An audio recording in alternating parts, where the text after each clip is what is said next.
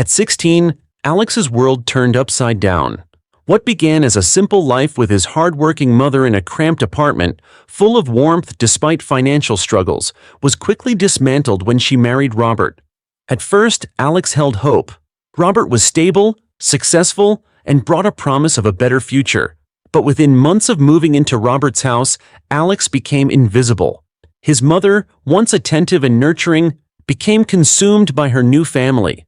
When Grace was born, and later Jackson, the shift became permanent. Alex went from being a cherished only child to an afterthought. His mother stopped showing up at his school events. His opinions were ignored.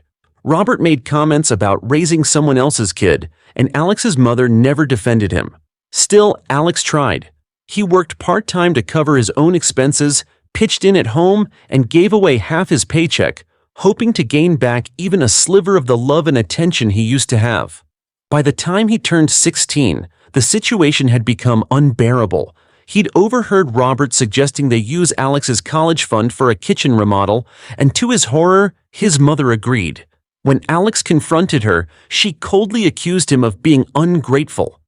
Soon after, they sat him down and told him he was moving out, sent to live with his grandparents so they could focus on the little ones.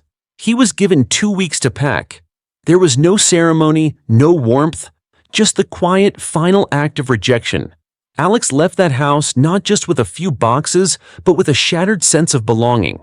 His mother didn't call. Robert didn't care.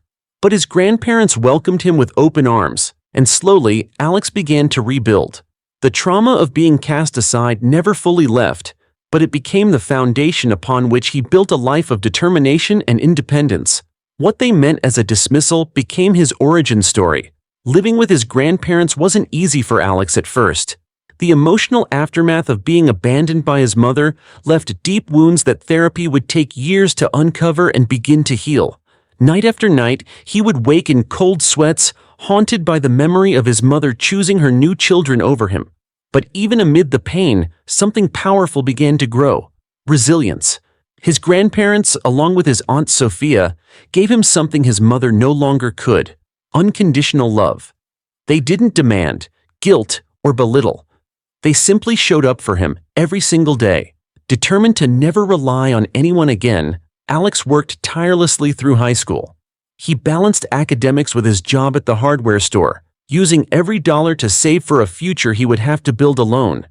His grandparents offered support where they could, insisting on covering essentials, but Alex refused to let them carry the financial burden. He was laser-focused on college, not just as a means to an end, but as a way to prove to himself that he was worth more than what his mother had made him feel. When college acceptance letters arrived, Alex wasn't just excited, he was vindicated. He had earned a partial scholarship to a state university, and thanks to his savings and a relentless work ethic, he managed to graduate early. Professors saw his potential early on, offering mentorship and opportunities. One internship turned into his first job, and from there, his career skyrocketed. By 25, Alex was leading a development team. By 27, he launched his own tech company, starting with just 3 employees. Within 2 years, he had expanded into 3 cities, with a staff of 30 and clients nationwide. Not once during those years did he hear from his mother or Robert. No congratulations, no calls, no acknowledgement. And honestly, he didn't need it. Their silence only solidified his belief that success wasn't something owed to family. It was something earned for yourself. What was meant to break him became the fire that forged him. For 16 years, Alex had lived in complete silence from his mother. No birthday calls, no emails, not even a forwarded holiday chain message. He'd long since buried the hope that she might reach out. So when her name suddenly popped up in his inbox with the subject line, "Reconnecting," it sent a chill down his spine. The email wasn't an apology. It wasn't even a real acknowledgement of the pain she caused. Instead, it read more like a casual catch-up message from an old acquaintance, an invitation for coffee to discuss family matters. At first, Alex wanted to delete the message and never look back, but after forwarding it to his therapist and sitting with the emotional weight of it all, he decided to meet, on his terms. A public coffee shop, middle of the day, no promises. When he saw her walk in, time seemed to slow. She looked older, more tired than he remembered. her hair streaked with gray. And there beside her was Robert, still carrying that same smug presence Alex remembered from his teenage years. But Alex didn't feel the rage he thought he would. Instead, he felt oddly detached, like he was observing a scene in someone else's life. The small talk lasted 15 minutes. Then came the ask. His mother's tone shifted as she explained that both Grace and Jackson had been accepted into prestigious colleges, Cornell and NYU. She said they were proud, but the housing and tuition costs were overwhelming. "We think it's only fair you help with their tuition," she said, her voice laced with expectation. Robert chimed in, saying they'd need around $25,000 a year for each child. Alex sat in stunned silence. They hadn't reached out in 16 years, hadn't supported him for even one moment of his journey, yet now they sat before him asking for $50,000 a year. As if it were nothing, with his jaw tight but his voice calm, Alex looked them both in the eyes and said, "I owe you nothing. I owe them nothing." It was the first boundary he'd drawn face to face, and he wasn't going to let them cross it again. As Alex stood up from the cafe table, ready to walk away, his mother's hand shot out, gripping his wrist tightly. Her eyes burned with a mix of disbelief and fury. "You'll help your siblings, or you're dead to me," she hissed through gritted teeth. The threat hit him like a slap, cold, sharp, but somehow unsurprising. With calm resolve, he pulled his wrist free and answered with the words he had buried inside for 16 years. "You made me dead to you the day you chose them over me." Her voice followed him as he exited, rising in pitch until she was screaming across the coffee shop. Robert tried to contain her outburst, but the scene had already drawn attention. Other customers turned to stare. Alex kept walking, never looking back. He'd expected manipulation, maybe even guilt. But this public meltdown only confirmed how far gone they really were. By the time he reached his office that afternoon, his phone was already buzzing. Text after text, voicemail after voicemail. His mother vacillated between threats and emotional blackmail, reminders of everything she claimed to have done for him, warnings that he'd destroyed the family. Robert chimed in with veiled accusations and financial sob stories. When Alex ignored the messages, the harassment escalated. They emailed his company's general inbox. They flooded his business social media with passive-aggressive comments. They even showed up at his office lobby uninvited, causing a commotion until security escorted them out. It was no longer just emotional pressure. It was becoming reputational sabotage. That's when Alex realized he had to protect not only himself, but everything he had built. He consulted with an attorney. Together they documented every instance of harassment, saved every screenshot, and prepared a cease and desist letter. But even that didn't stop them. His parents pressed on, convinced that their biological connection gave them permanent access to his life and his wallet. The breaking point came when they began contacting his clients, spreading lies about Alex abandoning his family after becoming rich. That was the moment Alex knew. This wasn't just toxicity. It was a deliberate campaign to manipulate, control, and destroy. And he was done playing their game. After weeks of enduring their relentless barrage, Alex had no choice but to take legal action. His lawyer filed for a restraining order and compiled a binder thick with evidence, screenshots of harassing texts, voicemails, emails to clients, and footage from security cameras. The court date was set for early June. Despite the emotional weight of it all, Alex felt strangely calm as he walked into the courtroom, flanked by his attorney. He wasn't just defending his peace, he was protecting his livelihood. His mother and Robert arrived late, flustered, with no legal counsel. Alex wasn't surprised. They had always assumed that emotion would override reason, that guilt would win out over boundaries. But in court, emotion didn't count for much. The judge was stern but fair, listening intently as Alex's lawyer laid out the timeline of abuse and harassment. Then came the affidavits, testimonies from his grandparents, from Aunt Sophia, and from employees who had witnessed the office confrontations firsthand. When it was their turn to speak, his mother launched into a weepy monologue about parental sacrifice, claiming that Alex had abandoned his family during a time of need. Robert added details that twisted the truth beyond recognition, but the judge didn't buy it. His expression hardened as the contradictions piled up. "So let me get this straight," the judge said, addressing Alex's mother directly. "You sent your child to live with relatives at 16, had no contact for over a decade, and now you're demanding he pay for the college education of your other children? Her confidence wavered. He's successful now, she said weakly. He can afford to help. The judge's reply was firm.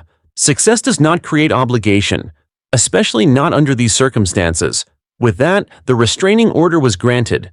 For 3 years, they were legally barred from contacting Alex or anyone associated with him professionally.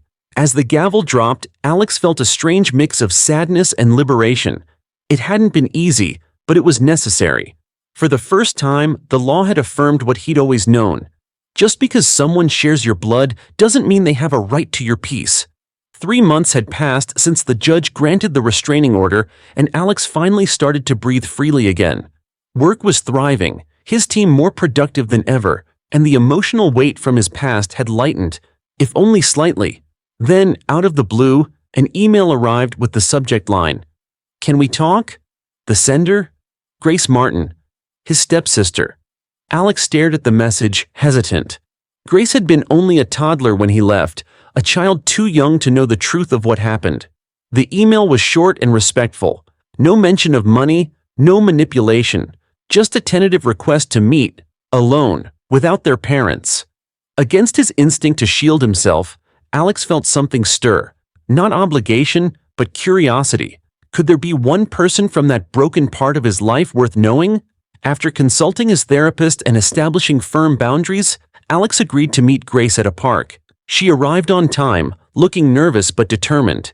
Her dark hair reminded him of their mother, but there was a softness in her demeanor that caught him off guard. "I know you don't know me," she began, "but I know who you are.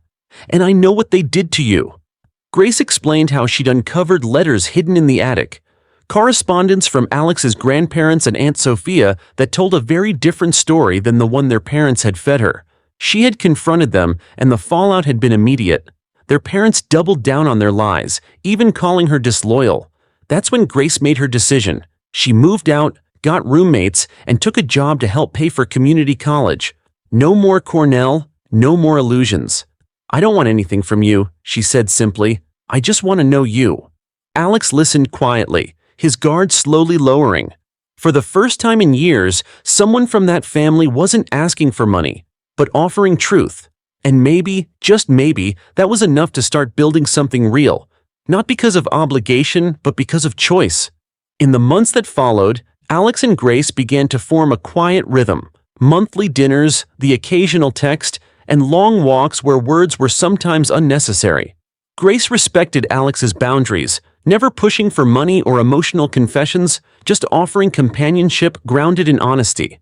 It was unlike anything Alex had experienced from his biological family. For once, there were no strings attached, just two people trying to find common ground after years of carefully constructed lies. Alex slowly began to let his guard down. He helped Grace revise her resume and prepare for job interviews.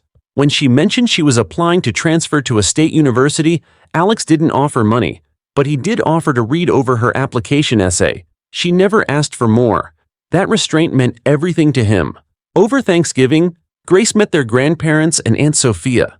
There was initial hesitation, especially from his grandmother, who had become fiercely protective of Alex after what he'd endured, but Grace's sincerity and the quiet remorse she carried slowly earned their trust. By dessert, she was seated between Alex and Aunt Sophia, laughing at stories she'd never heard before, but clearly wanted to belong to. Meanwhile, Jackson, their brother, had not taken Grace's defection well. He sent her cold, angry messages accusing her of betrayal. One even called Alex a manipulative fraud. Grace shared them with Alex, not for sympathy, but transparency. It was proof, if any were needed, that Jackson had fully absorbed their parents' entitlement. The toxicity was still alive in that house. But Alex didn't dwell on that. He focused on the family that chose to show up. Grace wasn't just a link to a painful past. She was becoming part of his present. Their connection wasn't born from shared blood, but from shared values. Grace had seen the truth, stood up for it, and walked away from comfort to claim her independence. In that courage, Alex saw a reflection of his younger self, someone trying to rise above the wreckage and build something better. And this time, he wasn't doing it alone. 6 months after reconnecting with Grace, Alex learned that his mother and Robert had been spinning new lies within the family, telling distant relatives that Alex had turned his back on them without reason, that he refused to help during times of need, and that Grace had been brainwashed by him. The manipulation didn't surprise Alex, but it still stung. Grace kept him updated, sometimes sharing screenshots of angry texts from Jackson, messages laced with entitlement and contempt, painting Alex as the villain. It might have hurt more if Alex hadn't done the emotional work to protect himself. Through years of therapy, he had learned not to take responsibility for the version of himself other people created to serve their narrative. Jackson's words didn't carry the same weight they once might have. Instead, they reminded Alex of everything he had escaped. He and Grace continued to grow closer. They celebrated her acceptance into the state university with dinner at her favorite Thai restaurant. She insisted on paying for her own meal, a small gesture that meant everything to Alex. She didn't want to be rescued. She wanted to walk her own path, even when it was hard. Watching her make that choice over and over again filled Alex with a strange sense of peace. Maybe he hadn't lost everything, after all. Meanwhile, Grace confided in him that her relationship with their mother had fully deteriorated. When she refused to stop seeing Alex, she was cut off emotionally and financially. "They only know how to love when it benefits them," she told him once, her voice tired but clear.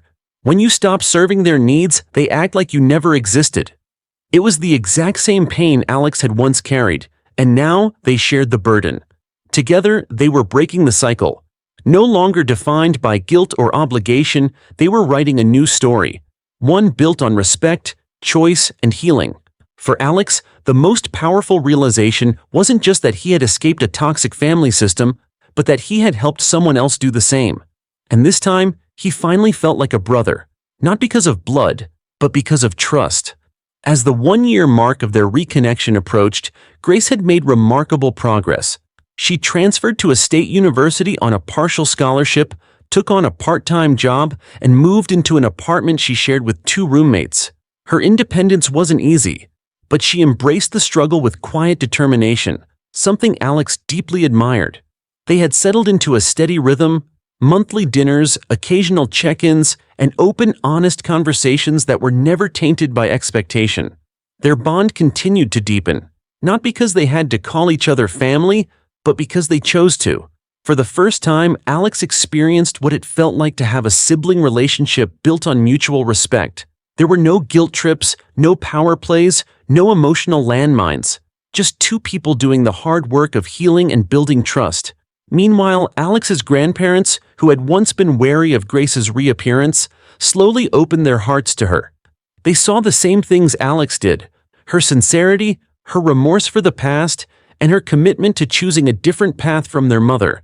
When Grace joined them for Thanksgiving dinner, it was the first holiday gathering in years where Alex didn't feel the weight of emotional landmines waiting to explode. There was laughter, real conversation, and a shared sense of peace. Jackson, however, remained loyal to their parents. He occasionally sent Grace vitriolic messages accusing her of betraying the family. She shared a few of them with Alex, screenshots filled with entitlement, blame, and resentment. One message read, "You're no better than him. You both think you're above us just because you don't need help." Reading those words, Alex didn't feel anger, just confirmation. He hadn't imagined the toxicity. He'd lived it, escaped it, and now he was watching it rear its head again in someone else's life.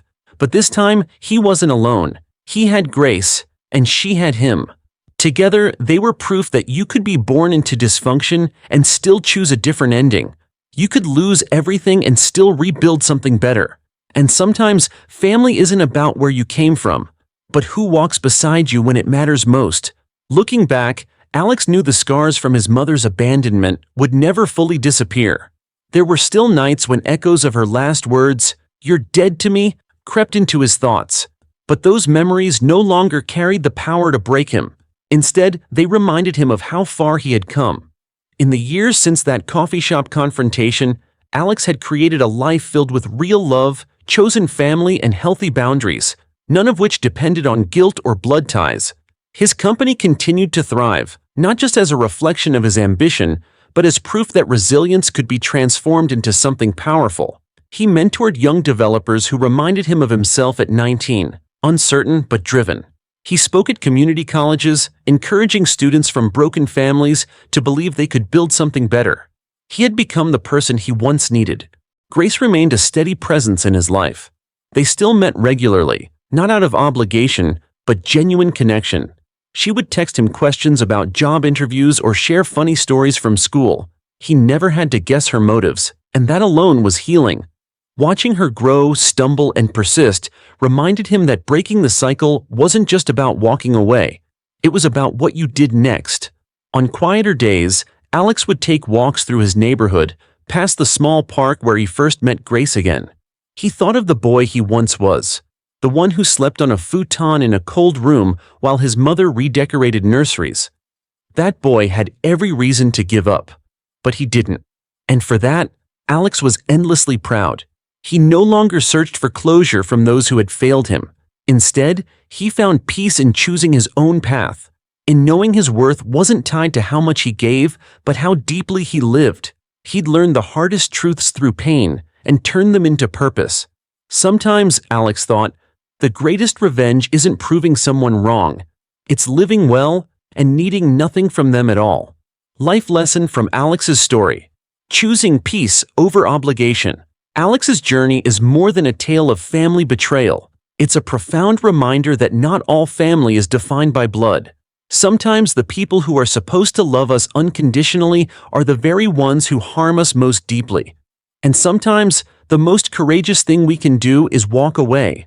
What makes Alex's story so powerful is that it mirrors the hidden struggles of many people. It shows the cost of conditional love, the kind that only exists when you're providing something in return.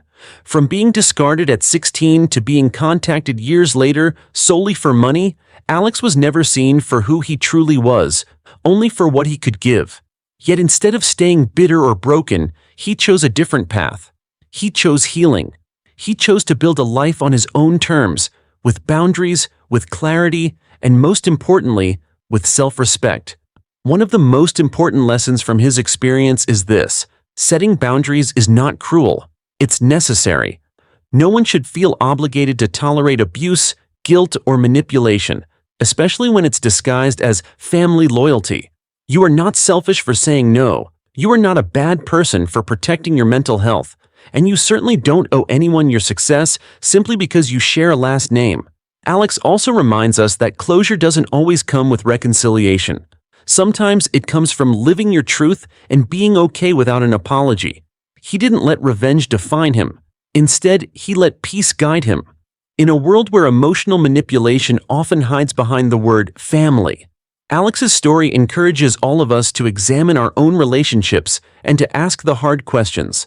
Am I valued or am I being used? Is this love or is this obligation?